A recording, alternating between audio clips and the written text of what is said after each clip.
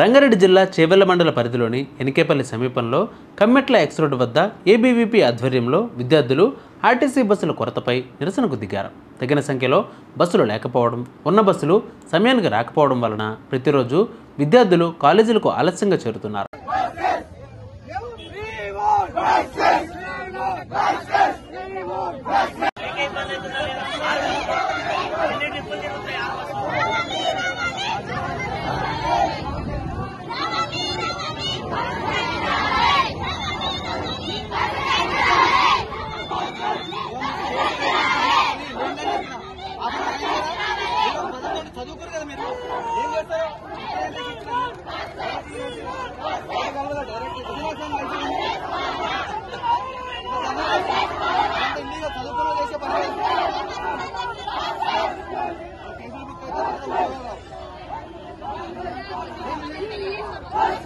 ఇంతలోనే కొన్ని రోజులు క్లాసులు మిస్ అవ్వడంతో విద్యార్థులు తీవ్ర అసంతృప్తితో ఉన్నారు.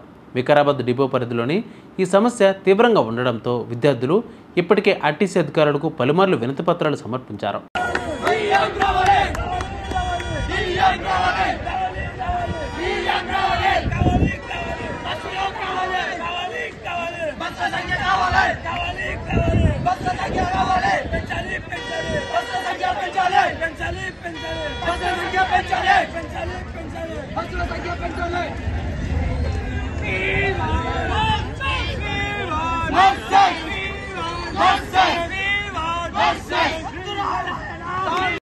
ఎంఎన్డి స్థాయిలో కూడా వినతులు ఇచ్చినా ఏ ఒక్కరు కూడా పట్టించుకోలేదని విద్యార్థులు మండిపడుతున్నారు.